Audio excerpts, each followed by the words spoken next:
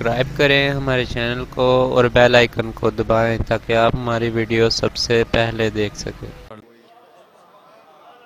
توجہ میری جانب رہے اور جو میں عرض کروں اس کو اپنے دل میں اتارنے کی کوشش کیجئے اور اپنے دل کو کشکول بنا کے رب کی بارگاہ میں پیش کریں، اور میں اور آپ یہ التجا کریں کہ مالک جو سنے اس پر عمل کی بھی توفیق عطا فرما۔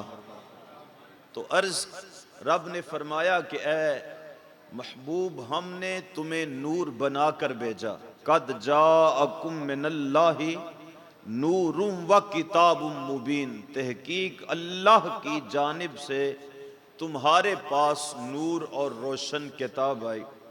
نور صاحب دو طرح کا ہوتا ہے، ایک نور حسی ہوتا ہے، یہ جو آپ دیکھ رہے ہیں محسوس ہوتا ہے،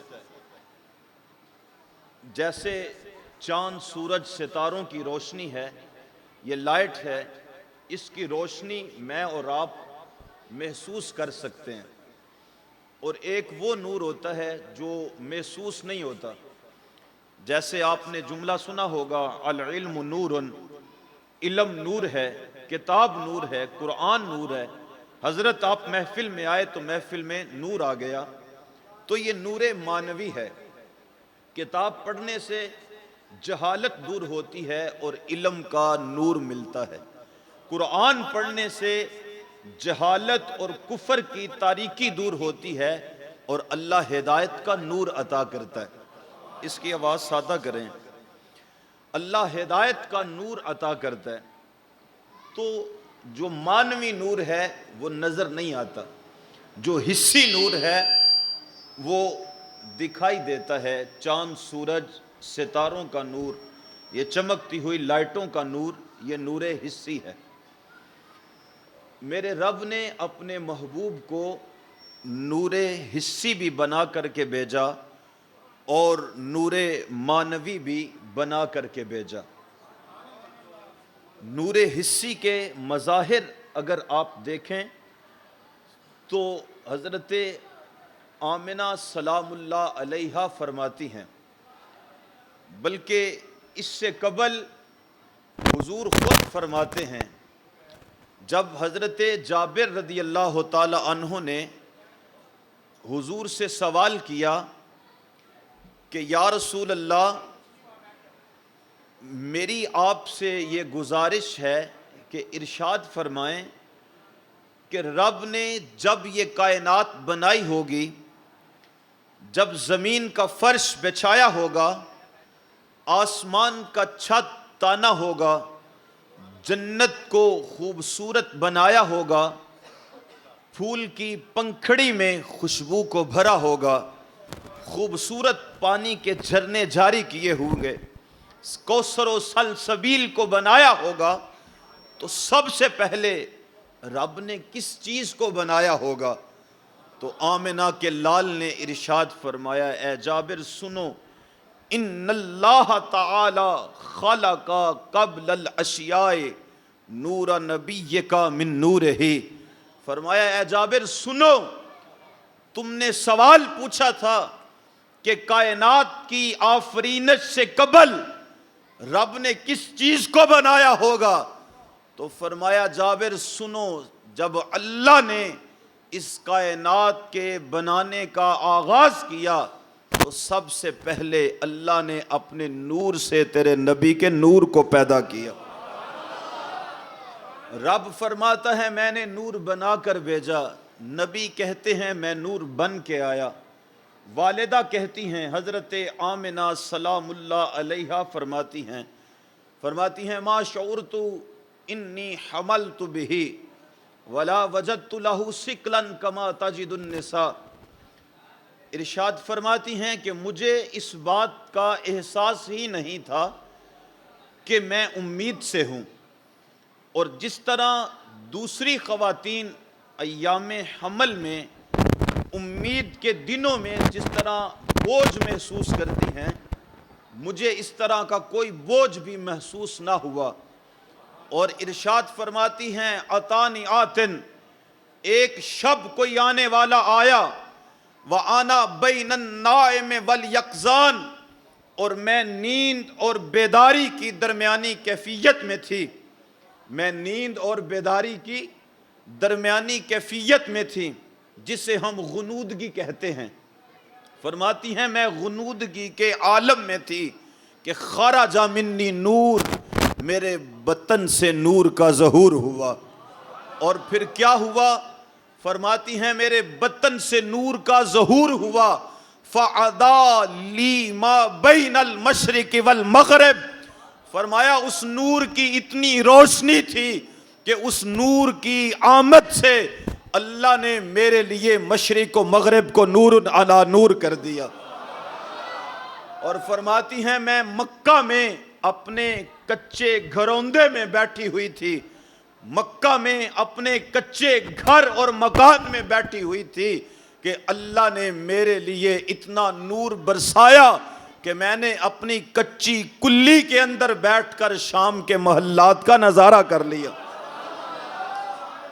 اتنا نور برسا، اتنا نور برسا۔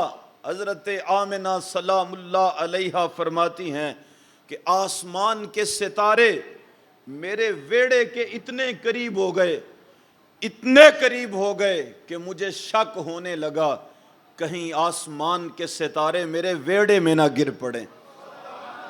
اتنا چانن، اتنا نور میرے رب نے حضور کی آمد پہ کیا۔ اور حضرت آمنہ سلام اللہ علیہا حقیقی والدہ ہیں۔ رضائی والدہ کی بات سنیے۔ عرب رواج کے مطابق عرب شہری لوگ اپنے بچوں کو دیہاتوں میں بیچ دیا کرتے تھے، کیونکہ دیہات میں فضا اچھی ہوتی ہے، پرفضا ہوتی ہے، بچے دیہات میں تن و من اور صحیح الاعضاء ہوتے ہیں، طاقتور ہوتے ہیں اور کام کرنے میں چست اور طاقتور ہوتے ہیں۔ تو عرب رواج کے مطابق حضور بھی قبیلہ بنو سعد میں چلے گئے۔ آپ جانتے ہیں حضرت حلیمہ سعدیہ لینے کے لیے آئیں، اور حضور کو لینے سے قبل ان کے فائنینشلی حالات کیا تھے کہ اونٹنی لاغر تھی اور اس کی کھیری میں دودھ نہیں تھا، گھر میں فاقوں کی نوبت تھی۔ لیکن جب حضرت حلیمہ حضور کو اپنی اونٹنی پہ بٹھاتی ہیں تو شاہ سوار عرب کے بیٹھنے سے اونٹنی کے انداز بدل جاتے ہیں اور اس کی کھیری دودھ سے بھر جاتی ہے۔ حضرت حلیمہ سعدیہ کے آنگن میں رب کی رحمتوں کا نزول شروع ہو جاتا ہے۔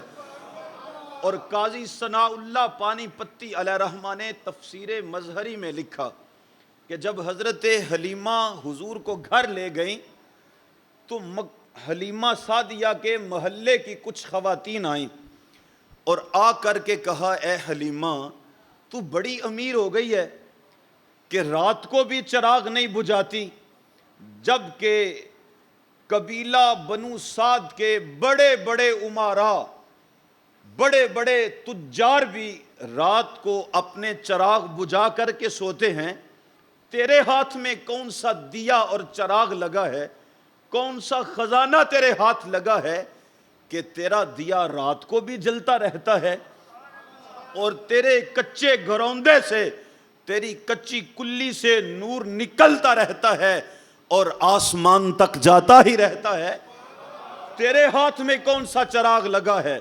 تو قاضی ثناء اللہ فرماتے ہیں کہ حضرت حلیمہ نے انہیں کوئی جواب نہیں دیا، بلکہ انہیں لیا اپنے ساتھ اور جس کمرے میں حضور پنگھوڑے کے اندر تشریف فرما تھے اس کمرے میں لے گئیں اور حضور کی طرف اشارہ کر کے کہا، حضور کی طرف اشارہ کر کے کہا ما کننا نحتاج الی السراج من یوم اخذناہ، کہا جب سے یہ پیارا ہمارے گھر میں آیا ہے ہمیں تو دیا جلانے کی ضرورت ہی پیش نہیں آئی، دیے کی ضرورت نہ مشعل کی حاجت، عجب روشنی تو نے پائی حلیمہ، بنی تو محمد کی دائی حلیمہ۔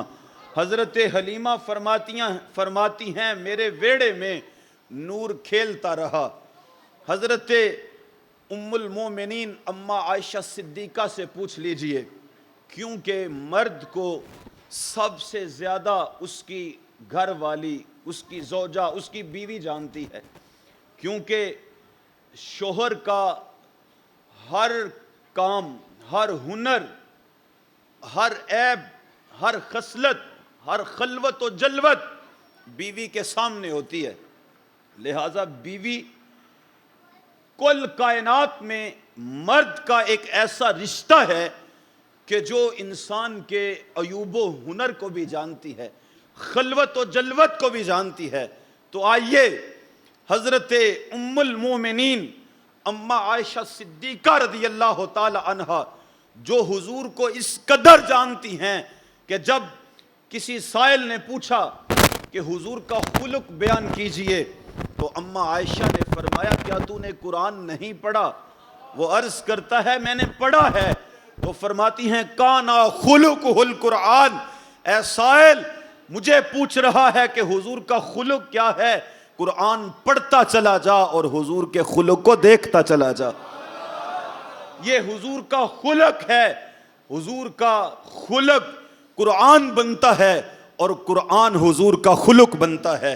حضرت ام المومنین اماں عائشہ فرماتی ہیں کہ میں رات کے وقت میں کچھ سی رہی تھی اور کچھ سیتے سیتے سوئی میرے ہاتھ سے نیچے گر گئی، اور جو پاس دیا پڑا ہوا تھا اس کے اندر جلانے کے لیے تیل بھی موجود نہیں تھا۔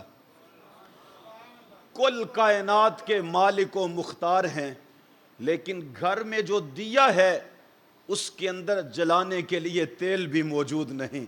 وہ کیا کسی نے کہا تھا مالک کونین ہیں گو پاس کچھ رکھتے نہیں، دو جہاں کی نعمتیں ہیں ان کے خالی ہاتھ میں۔ اللہ نے کل کائنات کے خزانوں کی چابیاں اپنے محبوب کو عطا فرمائیں۔ اور یہ بات یاد رکھیے، میرا اور آپ کا جو فقر ہے یہ اضطراری ہے، ہم مجبور ہیں، لیکن آمنہ کے لال کا جو فقر ہے وہ اختیاری ہے۔ رب نے اپنے محبوب کو اختیار دیا، فرمایا اے محبوب اگر تم چاہو تو ہم بطحہ و مکہ سونے اور چاندی کا بنا دیں، ہم بطحہ و مکہ سونے اور چاندی کا بنا دیں۔ عرض کی مالک میں تو چاہتا ہوں کہ مجھے ایک دن کھانا دیا جائے اور ایک دن فاقہ دیا جائے، کھانا ملے کھا کے تیرا شکر بجا لاؤں، اور جب فاقہ ملے پھر بھی تیری رضا پہ راضی رہوں۔ حضرت ام المومنین اماں عائشہ ہی فرماتی ہیں کبھی ایک چاند، کبھی دو چاند، اور کبھی تین تین چاند گزر جایا کرتے تھے، مطلب تین تین مہینے گزر جایا کرتے تھے، آمنہ کے لال کے گھر میں چولہا نہیں جلتا تھا۔ حضور نے کبھی دو قسم کے سالن ایک وقت میں استعمال نہیں کیے۔ حضور علیہ السلام ایک دن اپنے گھر سے باہر نکلے، توجہ میری جانب رکھیں، ایک دن حضور اپنے گھر سے باہر نکلے، امام منذری نے الترغیب والترہیب میں لکھا، وقت کا ایسا زاویہ تھا کہ حضور عادتاً اس وقت گھر سے باہر نہیں نکلا کرتے تھے، لیکن جب حضور گھر سے باہر نکل کے چند قدم چلے، راستے میں حضرت ابو بکر و عمر رضی اللہ تعالی عنہما کھڑے ہوئے پائے گئے۔ فرمایا کہ اے ابو بکر و عمر اس وقت یہاں کھڑے ہو کے کیا کر رہے ہو؟ تو عرض کی یا رسول اللہ جس چیز نے آپ کو گھر سے باہر نکلنے پہ مجبور کیا ہے اسی چیز نے ہمیں بھی لا یہاں کھڑا کیا ہے۔ اب حضور، حضرت ابو بکر، حضرت عمر، تین نفوس قدسیہ پہ یہ مشتمل مختصر سا قافلہ مدینہ کی گلیوں میں سے گزر رہا ہے۔ چلتے چلتے حضرت ابو ایوب انصاری کے محلے سے گزر ہوا، انہوں نے خوشبوئے رسول پائی تو خدمت میں حاضر ہوئے۔ یہ بات ذہن نشیں کر لیجئے، کہ جن راستوں سے حضور گزرتے تھے وہ راستے خوشبو سے مہک جایا کرتے تھے۔ وہ کیا نصیر ملت نے ارشاد فرمایا، آپ فرماتے ہیں ایک بار وہ جدھر سے گزرے ہیں نصیر، ایک بار وہ جدھر سے گزرے ہیں نصیر، ہزار بار ادھر سے بہار گزری ہے۔ اور نشور وحدی تو کہتے ہیں چند لمحے ٹھہرے تھے تم جس پیڑ کے نیچے، چند لمحے ٹھہرے تھے تم جس پیڑ کے نیچے، سنا ہے آج تک اس کا سایہ مہکتا ہے۔ آقا جن راستوں سے گزر جایا کرتے وہ راستے خوشبو سے بھر جایا کرتے۔ محلہ ابو ایوب انصاری سے گزر ہوا، خوشبو رسول پائی، خدمت میں حاضر ہوئے، عرض کی یا رسول اللہ کیا آپ میرے مہمان نہیں بنتے؟ فرمایا ابو ایوب جیسے تمہاری مرضی۔ حضور کو گھر لے گئے، علیحدہ کمرے میں بٹھایا، گھر والوں کو حکم دیا جلدی سے کھانا تیار کرو، اور گھر والوں کو کہہ کر کے خود آ کر حضور کی خدمت مقدس میں بیٹھ گئے۔ جب حضور کے چہرے کو قریب سے دیکھا تو نکاہت اور کمزوری کے اثرات ظاہر ہوئے، نہ جانے کتنے دنوں سے کچھ نہیں کھایا تھا۔ پھر امام منذری فرماتے ہیں چند لمحوں کے بعد کھانا پک کر حضور کے سامنے دسترخوان پہ لگا دیا گیا۔ حضور نے دسترخوان سے کپڑا اٹھایا، بنا ہوا گوشت اور چند روٹیاں تھیں۔ حضور نے ایک روٹی لی، اس کے اوپر چند بوٹیاں رکھیں، لپیٹ کر خادم کو دیتے ہوئے ارشاد فرمایا جاؤ ہمارے گھر دے آؤ، میری بیٹی فاطمہ کتنے دنوں سے بھوکی بیٹھی۔ مالک کونین ہیں گو پاس کچھ رکھتے نہیں، دو جہاں کی نعمتیں ہیں ان کے خالی ہاتھ میں۔ آج ہم صاحب عزتیں وصول کریں دین کے نام پر، ابھی جو ہے وہ مالا گلے میں پہنائی گئی، لوگ دست بوسی کے لیے آمادہ ہیں، اور کیسے کیسے بھاری برکم القابات۔ اور صاحب من حیث القوم اگر ہم مسجد میں آئیں تو اپنے نیچے ذرا دیکھیے، مخملی مسلح ہمارے سروں پہ پنکھے ہوا دینے کے لیے جھول رہے ہیں۔ موسم گرما میں ہمارے لیے سرد اہتمام ہوتا ہے، اور موسم سرما میں ہمارے لیے مساجد میں گرم اہتمام ہوتا ہے، لیکن پھر بھی ہم اتنے بدبخت ہیں کہ ہماری پیشانیاں پھر بھی سجدوں سے آشنا نہیں ہوتی۔ اللہ اکبر، بطور فیشن ہم یہ جملہ بولتے ہیں کہ آج دین پہ چلنا بڑا مشکل ہے۔ صاحب میں کہا کرتا ہوں ذرا میں اور آپ اپنے گریبان میں جھانکیں، آج دین پہ چلنا ہمارے لیے مشکل ہے یا دین پہ چلنا آمنہ کے لال کے لیے مشکل تھا، کہ جن کی راہوں میں کانٹے بچھائے گئے، گڑھے کھودے گئے۔ عقبہ بن ابی معیط نے صحن حرم میں جہاں آج میں اور آپ جانا اپنی زندگی کی معراج سمجھتے ہیں، جہاں ایک نماز پڑھنا 1,00,000 نماز کا ثواب ہے، اسی صحن حرم میں عقبہ بن ابی معیط نے گلے میں رسی ڈال کے بھل دیے، اور عبداللہ ابن جدعان کے گھر کے قرب میں ابو جہل نے کمان مار کے حضور کا سر پھوڑا۔ شاب ابی طالب کی وادی دیکھ لیجئے، 1-2 دن کی کہانی نہیں، 1-2 ہفتے کی بھی نہیں، 1-2 مہینے کی بھی نہیں، بلکہ 3 سال تک حضور اور حضور کے ماننے والوں کو شاب ابی طالب میں بند کر دیا گیا۔ اشیاء خورد و نوش، کھانا پینا، سوشل بائیکاٹ کر دیا گیا۔ اللہ اکبر، اصحاب رسول نے درختوں کے پتے کھا کھا کر گزارا کیا، اور درختوں کے پتے کھا کر ہم تک پیغام دین پہنچایا۔ میں کہا کرتا ہوں دین پہ چلنا آج ہمارے لیے مشکل ہے، یا طائف کے بازار میں آمنہ کے لال کے لیے مشکل تھا کہ 2 رویا کتاروں میں اوباش لڑکوں کو کھڑا کر دیا گیا، اور حضور کو کہا گیا کہ آپ ہمارے شہر سے نکل جائیے۔ حضور طائف سے باہر نکل رہے تھے، ذرا چشم تصور میں وہ منظر لائیے کہ حضور طائف کے بازار سے باہر نکل رہے ہیں، دو رویا کتاروں میں اوباش لڑکے کھڑے ہیں، حضور اپنے قدم نازنی اٹھاتے ہیں اور وہ حضور کے قدموں پہ پتھر زنی کرتے ہیں، سنگریزی کی مشق کرتے ہیں۔ صاحب خون نکل کر حضور کے قدمین سے خون نکل کر نالین میں جم گیا، لیکن آمنہ کے لال نے یہ نہیں کہا، رب کے حضور شکایت نہیں کی کہ مالک تیرے دین پہ چلنا تو بڑا مشکل ہے، آج ہم اسی دین کے نام پہ عزتیں پائیں اور پھر بھی شکایت کی لمبی زبان باہر نکال کے کہیں کہ دین پہ چلنا بڑا مشکل ہے۔ صاحب اگر ہم اپنے شب و روز کو دیکھیں تو ہمارے پلے میں تو 5 نمازوں کا نور بھی نہیں ہے، ہم کس منہ سے کہتے ہیں کہ دین پہ چلنا بڑا مشکل ہے؟ ذرا ہمارے لیے آج کے اس دور کو سامنے رکھ کر کے اپنے آپ کو جو ہے وہ پرکھیں کہ آج دین پہ چلنا میرے لیے یا آپ کے لیے مشکل ہے، یا حضرت بلال حبشی کے لیے مشکل تھا؟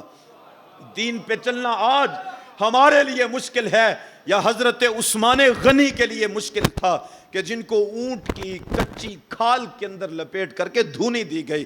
دین پہ چلنا آج ہمارے لیے مشکل ہے یا جناب ابو بکر صدیق کے لیے مشکل تھا کہ جن کے چہرے پہ اتنا مارا گیا، جن کو اتنی تکلیف دی گئی کہ وہ ادموے ہو گئے، قریب تھا کہ وہ انتقال کر جاتے، لیکن جو ہی آنکھ کھلی، آنکھ کھولتے ہی ارشاد فرمایا ما فعل رسول اللہ، مجھے چھوڑو، مجھے یہ بتاؤ آمنہ کے لال کیسے ہیں، مجھے یہ بتاؤ کہ وہ گنبد خضرا کا مکیں کیسا ہے، محمد الرسول اللہ کیسے ہیں، مجھے یہ بتاؤ ما فعل رسول اللہ۔ آج دین پہ چلنا ہمارے لیے مشکل ہے یا کربلا کے قاری کے لیے مشکل تھا کہ جنہوں نے دشت نینوا میں کربلائے معلیٰ پہ تپتی ہوئی ریت کے اوپر 72 تن قربان کروا دیے، لیکن زبان سے ایک لفظ بھی شکایت کا نہیں نکالا، بلکہ جب گھوڑے کی زین سے فرش زمین پہ تشریف لائے، آتے ہی سر سجدے میں رکھا، عرض کی اللہم رضن بقضائک صبرن علی بلائک تسلیما لعمرک سبحان ربی العالی۔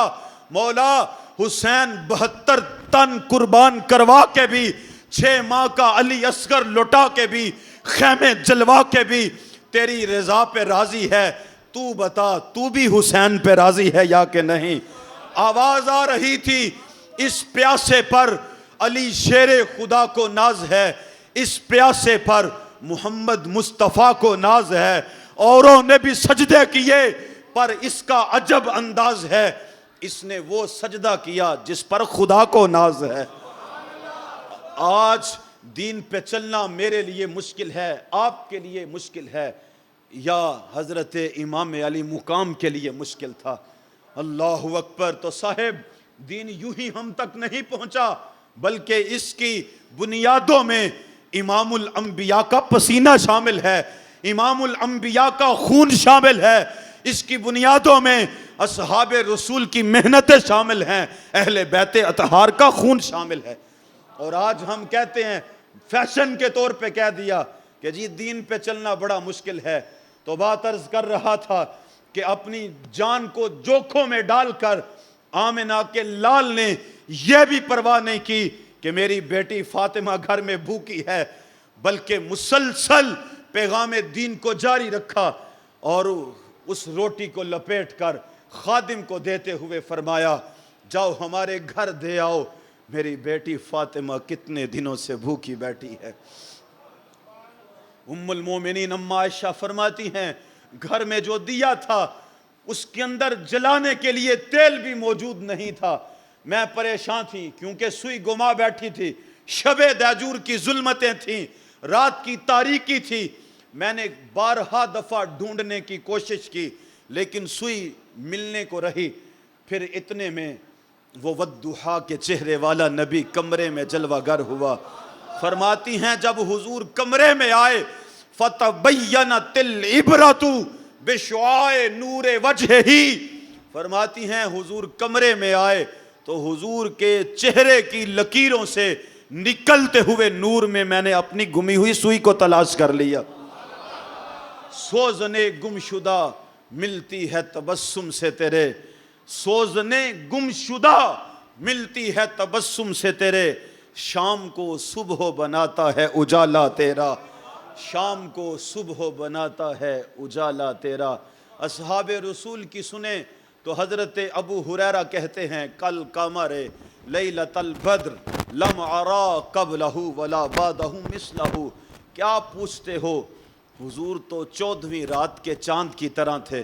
پھر کہتے ہیں نہیں نہیں, حضور جیسا سونا نہ ہم نے کبھی پہلے دیکھا نہ کبھی بعد میں دیکھا. حضرت حسان بن ثابت نے بات ہی ختم کر دی, کہا دیکھتے کیسے, آج تک کسی ماں نے اتنا حسین جن ترا قط عینی واجمل منک لم تلد النساء خلقت مبرئا من کل عیب کانک قد خلقت کما تشاء. اگر پنجابی میں سننا چاہو تو آؤ, وہ کیا کسی پنجابی شاعر نے کہا تھا, خدا نے وہ سچائی پن چھڑیا ہے جدے وچ محمد نو ٹالیا سی. خدا نے حسینہ جمیلاں دا منہ موڑ دتا, محمد بنا کے قلم توڑ دتا. لکھاں آئے نبی زمانے تے محبوب خدا جیا کوئی نہیں, لکھاں آئے نبی زمانے تے محبوب خدا جیا کوئی نہیں, لکھاں سونے بن بن بیندے نے او دی خاکے پا جیا کوئی نہیں. اللہ اکبر. اچھا, وقت کے دامن میں اتنی گنجائش نہیں, لیکن پھر بھی میں اس مسئلے کو حل کرنا چاہوں گا. اصحاب رسول کی عمریں تھوڑی تھیں.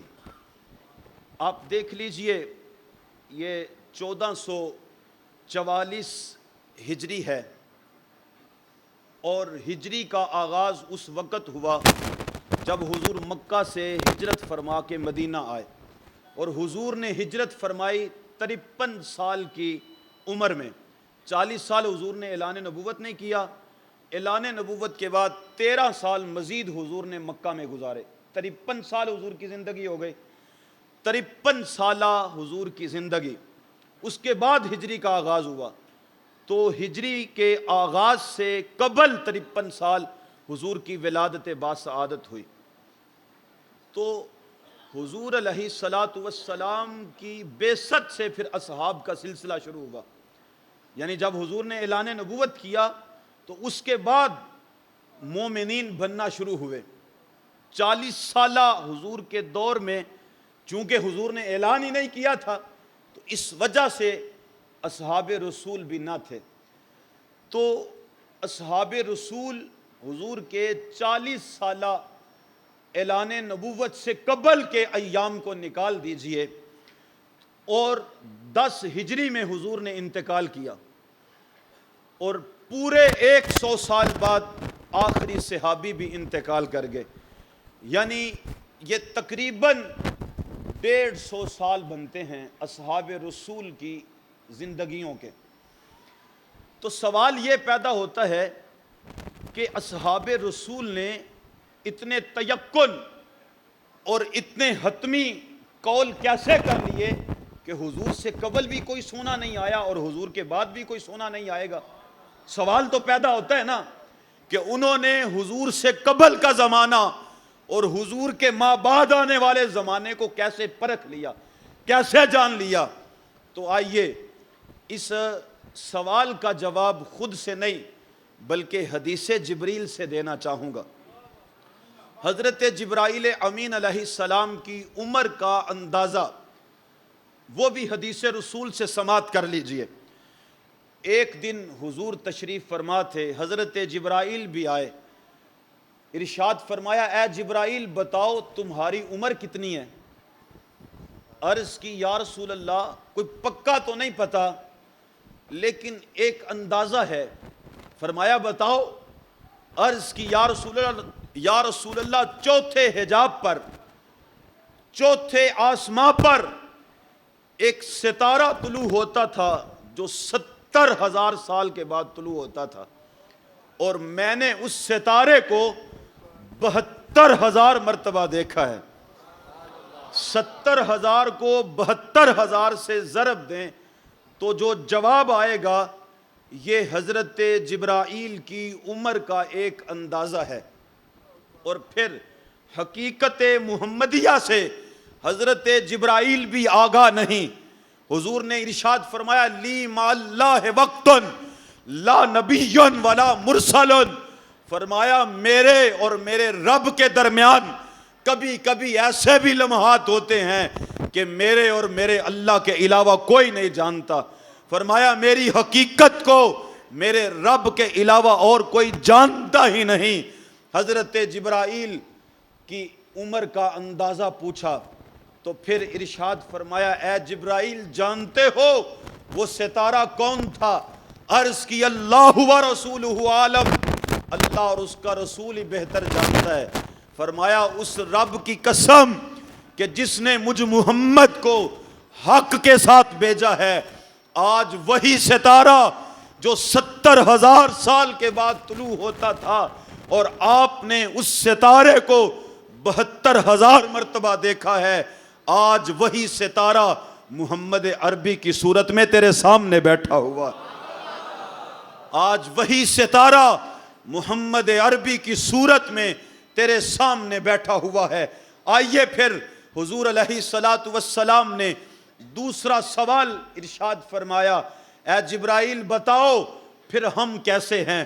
آپ نے حضرت آدم کو دیکھا، حضرت نوح علیہ السلام کے پاس وہی لے کر کے گئے، حضرت ابراہیم و اسماعیل علیہ السلام کو دیکھا، حضرت یعقوب و یوسف کو دیکھا جانا، حضرت موسیٰ کی جلال کی ناز برداریاں کیسے رب فرماتا تھا وہ منظر بھی تو نے ملاحظہ کیے، حضرت عیسیٰ علیہ السلام کے معجزات بھی تو نے دیکھے، بتاؤ پھر ہم کیسے ہیں؟ آئیے اس سوال کا جواب لیجئے۔ حضرت جبرائیل سے جب پوچھا کہ بتاؤ ہم کیسے ہیں، ان کی عمر آپ سن چکے، عرض کرتے ہیں یا رسول اللہ قلبت مشارق الارض ومغاربہا لم ارا رجلا افضل من محمد صلی اللہ علیہ وسلم، عرض کی یا رسول اللہ میں نے مشرق و مغرب کو چھان مارا ہے، رب کی عزت کی قسم آپ جیسا صرف آپ ہی کو دیکھا ہے۔ وہ کیا کسی نے کہا تھا آفاق ہا گردیدہ ام مہر بتاں ورزیدہ ام، بسیار خوبہ دیدہ ام لیکن تو چیزیں دیگری، لکھاں آئے نبی زمانے تے محبوب خدا جیا کوئی نہیں، لکھاں سونے بن بن بیندے نے او دی خاکے پا جیا کوئی نہیں۔ اللہ اکبر۔ تو یہ مسئلہ حل ہو گیا کہ حضور علیہ السلام نور حسی بھی ہیں، حضور کے ثنایا دانتوں میں ہلکا سا سوراخ تھا جو حضور کا حلیہ بیان کرتے ہیں، فرماتے ہیں اذا تکلم رؤیا کالنور یخرج من بین ثنایاہ، جب حضور گفتگو فرمایا کرتے تھے تو حضور کے دانتوں سے ثنایا دانتوں سے نور کی کرنیں چھن چھن کے نکلا کرتی تھیں، اور فرماتے ہیں اذا ضاحک یتلالع فی الجدر، جب حضور مسکرایا کرتے تھے تو حضور کے مسکرانے سے سامنے والی دیواروں پہ عکس پڑا کرتا تھا۔ یہ نور حسی کے مظاہر ہیں، اور یہ بات ذہن نشیں رہے، حضور نور بھی ہیں اور بشر بھی ہیں، جو بشریت کا انکار کرے وہ دائرہ ایمان سے خارج ہے کیونکہ نص قطعی قرآن سے ثابت ہے، اور جو حضور کے نور کا انکار کرے وہ بھی گمراہ اور بددین ہے۔ تو حضور کو ہم نور بھی مانتے ہیں اور بشر بھی مانتے ہیں، لیکن حضور عام بشر نہیں۔ وہ کیا اعظم چشتی نے کہا تھا ویکھن نو ساڈے ورگا پر اسی کدوں اس مل دے، پتھر لال دے پا نہیں وک دے، پھل کنڈیاں نال نہیں تل دے، جو اسرار حضور تے کھلے کدوں ہر ایک تے نے کھل دے، اعظم او عرشاں تے پھردا اسی گلیاں دے وچ رول دے، اور ڈٹھے ورگ قرآن دے پھول سارے، تیری شان جیا نہیں کوئی ہور ڈٹھا، تیری شان دا کرے مقابلہ جیڑا انہوں عاشقاں اصلی چور ڈٹھا، کوئی نور آکھے کوئی بشر آکھے پیندہ رات دنے اے ہو شور ڈٹھا، اللہ والیاں گل مکا دیتی تساں ہور ڈٹھا ساں ہور ڈٹھا۔ تم نے پتہ نہیں کس کو دیکھا ہے جو سگی بیٹی کو نہیں بخشوا سکتا، یارو ہم تو اس کی محفل سجائے بیٹھے ہیں جس نے کہا میری بیٹی فاطمہ جنتی عورتوں کی سردار ہے. تم بیٹی کی بات کرتے ہو, وہ تو اپنی بیٹی کے دونوں بیٹوں کو جنتی جوانوں کا سردار بنا رہے ہیں. تم بیٹی کی بات کرتے ہو, وہ تو عشرہ مبشرہ کو جنتیں عطا کر رہے ہیں. اور کہا جاتا ہے جی معاذ اللہ نبی دیوار کے پیچھے نہیں جانتا. اختلاف نہیں کروں گا صاحب, میرا اپنا منشور ہے. اللہ اکبر. کتاب الفتن میں تقریباً ہر محدث نے یہ حدیث نقل کی, اور آپ بھی جانتے ہیں کہ قرب قیامت میں دجال آئے گا. یہ کس نے بتایا ہے ہمیں؟ یہ آمنہ کے لال نے بتایا ہے. قرب قیامت میں دجال آئے گا, اور فرمایا دجال کے مقابلے میں میرے کچھ غلام نکلیں گے. ابھی دجال آیا نہیں, اور اس بات کو فرمائے ہوئے 1450 سال گزر گئے, اور نہ جانے کب آئے گا یہ ابھی کسی کو نہیں پتا. دجال فرمایا آئے گا, اس کے مقابلے میں میرے غلام نکلیں گے. اور فرمایا سنو, علم رسول کی کہانی سنو. فرمایا انی لعارف اسماءہم, فرمایا میں محمد اپنے ان غلاموں کو ناموں سمیت جانتا ہوں. فرمایا واسماء آبائہم, ان کو بھی جانتا ہوں, ان کے باپوں کے ناموں کو بھی جانتا ہوں. اور فرمایا وَأَلْوَانَ خَيُولِهِمْ, فرمایا جن سواریوں پہ چڑھ کے وہ جنگ کریں گے میں محمد ان سواریوں کے رنگوں کو بھی جانتا ہوں. اللہ اکبر. وہ اعظم چشتی نے فرمایا تھا نا, تو اجے میرا یار نہیں ڈٹھا, جنوں ویکھ کے چن شرماوے تے ادھی راتی دن چڑھ جاوے, جے او رخ تو نقاب ہٹاوے, جے او نکلے سیر کرن نوں سارا گلشن سیس نواوے, اتے ترتی لف لف جاوے, بجلی ڈر دی چمک نہ مارے, متاں بے ادبی ہو جاوے. جے او ہاتھ پھلاں وچ رکھدا, ہاتھ پھلاں تو ود جاوے, نین نشیلے مست رسیلے وچ سونا کجل سجاوے, اکھ اگڑے تے انج پہ جاپے جویں میں خانہ کھل جاوے. توبہ توبہ حسن سجندہ اتے چال نہ چلی جاوے, کی اعجاز نظر وچ ماہی جو آوے وک جاوے. علم کی بات چلی تھی, فرماتے ہیں علم خدا نے اینا دتا عقلاں وچ نہ آوے, عقل خدا نے اینی دتی علماں وچ نہ آوے. خلق اودے نے مول ای دنیا کوئی ورلا ہی جان بچاوے. آزم ایڈا سونا ماہی سانو جگ تے نظر نہ آوے. اللہ اکبر. آزم ایڈا سونا ماہی سانو جگ تے نظر نہ آوے.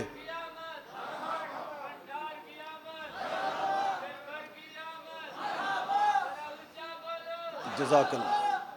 حضور سید عالم نور حسی بھی رکھتے ہیں, اس کے مظاہر تقریباً تفصیلاً آپ نے سماعت فرمائے, اور حضور نور معنوی بھی ہیں. حضور کے آنے سے آپ جانتے ہیں کہ پوری دنیا پر کفر و شرک دندناتا پھر رہا تھا, اور انسان اشرف المخلوقات ہو کر سانپ, کیڑے مکوڑے, کینچ میں حشرات الارض, ان حشرات الارض جو انسان کے پاؤں تلے آ کے مر جاتے ہیں, انسان کبھی ان کو بھی پوجتا رہا. جب حضور آئے تو اس انسان کی پیشانی ہزاروں معبودوں کے چرنوں سے اٹھا کر کے ایک رب کی دہلیز تک پہنچایا, اور ارشاد فرمایا کہ اے انسان تو اشرف المخلوقات ہے, اللہ نے تجھے اپنے دستے قدرت سے بنایا ہے, اور یہ ساری کائنات تیری خدمت کے لیے پیدا کی گئی ہے, اور تو رب جلیل کی عبادت کے لیے پیدا کی, تو رب جلیل کی عبادت کے لیے پیدا کیا گیا ہے. یہ تو اس کی مذہبی کیفیت تھی. معاشرتی, معاشی اور سماجی زندگی کیسی تھی؟ پوری دنیا پر بالخصوص جزیرہ عرب میں بچیوں کو زندہ درگور کیا جاتا تھا. بہن کی کوئی عزت نہ تھی.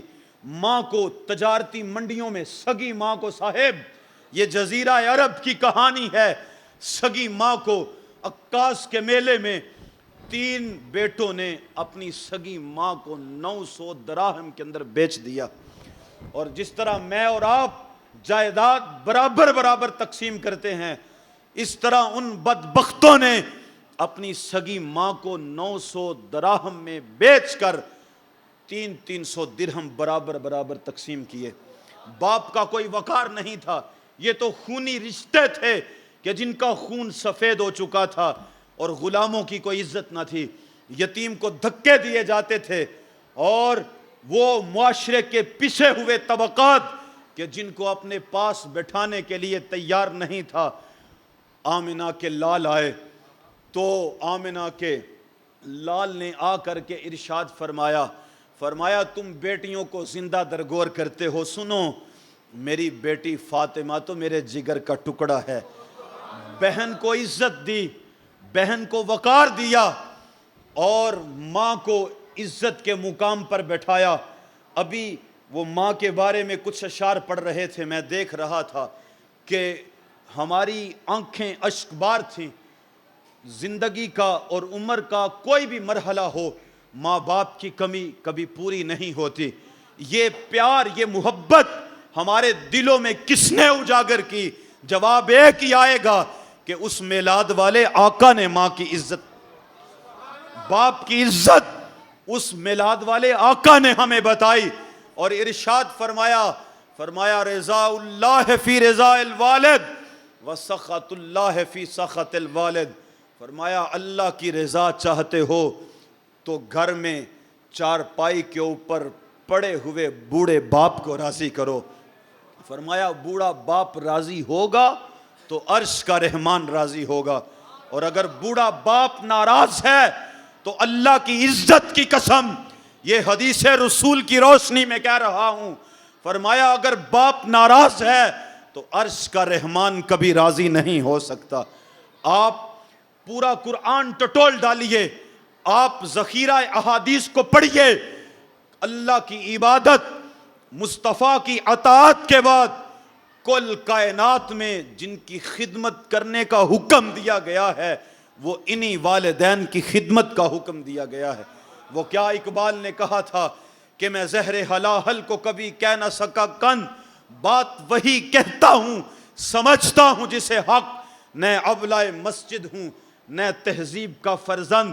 آج کوئی اپنے بوڑھے ماں باپ کو چھوڑ کر کے کوئی تبلیغی چلوں پہ جا رہا ہے، تو کوئی اپنے پیر کے دھر پہ اپنی داڑھی سے جھاڑو دینا اس کو فضیلت سمجھتا ہے۔ صاحب سارے قرب کے راستے ایک طرف، ماں باپ کی خدمت ایک طرف، ماں باپ کی خدمت سے رب کا قرب نصیب ہوتا ہے اور مصطفیٰ کی زیارت نصیب ہوتی ہے، رسول اللہ کا دیدار نصیب ہوتا ہے۔ یہ ہمیں آمنہ کے لال نے بتایا۔ اور معاشرے کے وہ پسے ہوئے طبقات، غلام کی اتنی بھی حیثیت نہیں تھی صاحب کہ وہ غلام اپنے مالک کا جوتا دھوپ سے اٹھا کر چھاؤں میں رکھ دے، اتنی بھی وہ اہمیت نہیں رکھتا تھا۔ اس پر بھی وہ بد دماغ آقا کوڑے برساتا کہ تیری اتنی جرت کہ تو نے میرے جوڑوں کو، میرے جوتے کو میری اجازت کے بغیر ہاتھ کیوں لگایا؟ لیکن جب حضور آئے اور معراج پہ گئے، واپس پلٹے، تو ایک غلام سے جس کا نام بلال ہے، رنگ بھی کالا ہے، ناک بھی چپٹی ہے، ہونٹ بھی موٹے ہیں، اس بلال سے ارشاد فرمایا، اے بلال تو کون سا نیک عمل کرتا ہے کہ میں نے جنت میں تیرے قدموں کی آہٹ کو اپنے آگے سنا ہے۔ میرے حضرت فرماتے ہیں کیا خیال ہے کہ اس ایک جملے نے حضرت بلال کی دور غلامی کی ساری تھکن اتار نہیں دی ہوگی؟ وہ امیہ کے سارے ظلم ستم بھول نہیں گئے ہوں گے، اور زمین سے اٹھ کر فراز عرش پہ نہیں پہنچ گئے ہوں گے کہ آج میرے مالک نے، میرے آقا نے مجھے بڑا نوازا۔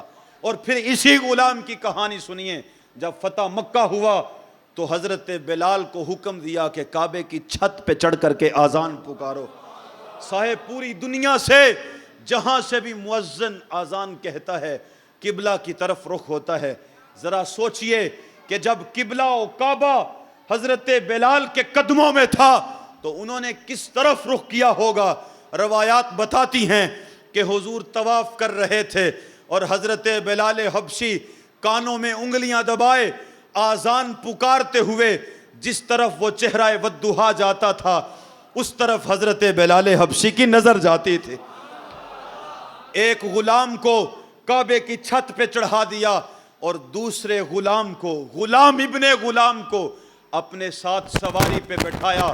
آپ تاریخ مکہ پڑھیے، آپ فتح مکہ کے حالات پڑھیے کہ جب حضور فاتح بن کر مکہ میں داخل ہوئے تو کوئی عربی النسل قریشی سردار کا بچہ حضور کے ساتھ سواری پہ تشریف فرما نہیں تھا، بلکہ سواری پہ جو بیٹھا تھا حضرت زید بن حارثہ کا بیٹا، جو غلام تھے ان کا بیٹا حضرت اسامہ بن زید بیٹھے ہوئے تھے۔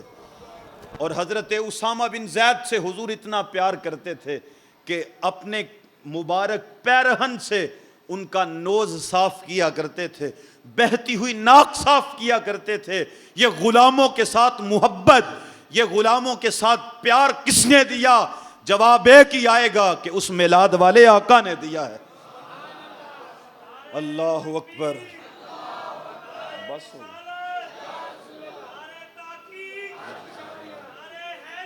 یا غوث اعظم۔ صرف ایک بات کر کے، ہے تو تفصیل طلب لیکن میں معذرت خواہ ہوں، حضور سید عالم مسجد نبوی میں کنکریلے فرش کے اوپر بیٹھے ہوئے تھے۔ کبائر صحابہ حضور کے اردا گرد جلوہ فرما تھے، بیٹھے ہوئے تھے۔ وفود باہر سے ملنے کے لیے بھی آئے ہوئے تھے۔ اسی دوران ایک خاتون آئی اور مسجد نبوی کے دروازے میں کھڑے ہو کر کے ہاتھ سے اشارہ کیا۔ حضور نے اہم ذمہ داریاں چھوڑ دیں اور اس خاتون کی بات سننے کے لیے چلے گئے۔ اس نے عرض کی، یا رسول اللہ یہاں نہیں، باہر جا کے آپ سے کچھ کہنا ہے۔ اور پھر چشم فلک نے آج تک ایسا منظر نہیں دیکھا ہوگا کہ آگے آگے وہ بڑھیا جا رہی تھی اور پیچھے پیچھے امام الانبیاء جا رہے تھے۔ وہ مسجد نبوی سے باہر لے گئی وہ خاتون اور حضور کو ایک گلی کی ایک نکر پہ کھڑا کر دیا۔ آپ جانتے ہیں کہ جہاں ایسی کیفیت ہو وہاں سورج کی روشنی، دھوپ بڑی تیزی سے پڑتی ہے۔ سردیوں میں ہم اس کا نظارہ کرتے ہیں کہ دھوپ تاپنے کے لیے ایسی جگہ ڈھونڈتے ہیں، اور پھر وہ سورج بھی عرب کا چلچلاتا ہوا سورج، حضور کا نازک بدن، قیمتی وقت، ایک ایک لمحہ زندگیوں پہ بھاری، اور وہ خاتون کہ اس نے اپنی باتیں شروع کی اور پھر ختم ہونے کا نام ہی نہیں لیتی تھی۔ حضرت عمر فرماتے ہیں کہ ہمیں غصہ آ رہا تھا کہ ہم اس عورت پر نالاں تھے، غصہ ہو رہے تھے اور کر بھی کچھ نہیں سکتے تھے کیونکہ حضور خود ہی تو سماعت کر رہے تھے۔ پھر اس نے گھنٹوں اپنی باتیں سنائیں، گھنٹوں اپنی باتیں سنا کر کے جب وہ جانے لگی اپنے گھر کو اور حضور مسجد نبوی کی طرف پلٹنے لگے تو ہم نے جلدی سے بڑھ کے حضور سے عرض کی، یا رسول اللہ اس خاتون کے بارے میں تو پورا مدینہ جانتا ہے کہ یہ پاگل ہے، اس کا توازن عقلی درست نہیں، جس کے پاس کھڑی ہو جاتی ہے تو گھنٹوں اس کا وقت برباد کرتی ہے، اور اس وجہ سے پورے مدینے میں کوئی اس کی بات سننے کے لیے تیار نہیں۔ جب یہ جملے عرض کیے گئے تو آمنہ کے لال نے ارشاد فرمایا، اے عمر جس کی پورے مدینے میں کوئی نہیں سنتا، کیا میں محمد بھی اس کی نہ سنوں؟ اللہ اکبر۔ فرمایا جس کی پورے مدینے میں کوئی نہیں سنتا، کیا میں محمد بھی اس کی نہ سنوں؟ پھر اس جاتی ہوئی خاتون کو آواز دے کر مخاطبت کرتے ہوئے ارشاد فرمایا، اے ام فلاں جب تیرا دل بھر آئے پورے مدینے کی جس گلی کی جس نکر پہ کھڑا کر کے مجھ محمد کو اپنے دکھ سنانا چاہو سنا سکتی ہو۔ یہ بھی سنت رسول کا ایک پہلو ہے۔ اٹھئے حضور کے مانوی نور کو لے کر کے معاشرے میں پھیل جائیے، محبتیں تقسیم کیجئے۔ کوئی پوچھے کہ آپ کے رویے میں یہ تبدیلی کیسے آئی تو اسے بتائیے گا کہ یہ تبدیلی آمنہ کے لال کے آنے کی وجہ سے ہے، یہ محمد عربی کے میلاد کا صدقہ ہے۔ اسے بتائیے صبح جب نماز فجر ہو تو عام معمول سے بڑھ کر کے ساری مسجد بھری ہوئی ہو، کوئی پوچھے کہ آج کیسی تبدیلی ہے تو اسے بتائیے گا کہ یہ آمنہ کے لال نے ارشاد فرمایا جعلت قرۃ عینی فی الصلاۃ، فرمایا اے میرا میلاد منانے والو سنو، میری آنکھوں کی ٹھنڈک نماز کے اندر رکھی گئی ہے۔ اللہ اکبر۔ اگر یہ محافل مستحب سنت کا درجہ رکھتی ہیں، فروغ عشق رسول کا سبب ہیں، تو یاد رکھیے نماز فرض ہے، اور دین اسلام میں سب سے اولین فریضہ نماز کا ہے۔ اول ما یحاسب بہ العبد یوم القیامہ الصلاۃ، فرمایا سب سے پہلے قیامت کے دن عبادات میں سے جس کا سوال ہوگا نماز کے بارے میں ہوگا۔ اٹھیے، ابھی بات ہو رہی تھی کہ یا رسول اللہ جب اللہ آپ کو قیامت کے دن ارشاد فرمائے کہ اپنی امت کو بلا لیجئے تو یا رسول اللہ میری طرف بھی اشارہ کر دیجئے، میں اس سے انکار نہیں کرتا، لیکن سنیے حضور کا فرمان دل نشیں، آقا نے ارشاد فرمایا جو میری سنت سے منہ موڑے گا کل قیامت کے دن میں محمد اس سے رخ موڑ لوں گا۔ ذرا سوچئے، ہمارے جذبات تو یہ کہتے ہیں اور ہم یقین کی حد تک بھی ایمان رکھتے ہیں کہ کل قیامت کے دن شفاعت رسول سے بخشے بھی جائیں گے، لیکن اگر اتنی ہماری کرتوتیں ہی نہ ہوئیں، ہم نے سنت رسول سے رخ پھیرا ہوا اور کل قیامت کے دن اگر آمنہ کے لال بھی ہم سے رخ پھیر لیں گے تو بتاؤ کس در پہ جائیں گے؟ وہ قیامت کا دن جو 50,000 سال کے برابر ہوگا، سورج سوا نیزے یا سوا میل پہ، زمین تانبے کی، ہر شخص پسینے میں شرابور ہوگا، پسینہ اتنا بدبودار ہوگا کہ اگر آج اس کی بدبو کو ظاہر کر دیا جائے، انسان تو انسان، حشرات الارض کے دماغ بھی پھٹ جائیں، اتنا گرم ہوگا کہ اگر آج اس کی گرمائش کو ظاہر کر دیا جائے، انسان تو انسان، یہ احد پہاڑ بھی اپنا وجود برقرار نہ رکھ پائے۔ اس وقت جب انبیاء کی ذوات مقدسہ بھی جو معصومان الخطا ہیں وہ بھی تھر تھر قہر و جلال الہی سے کانپ رہی ہوں گی، میرا اور آپ کا شمار کن میں ہوگا؟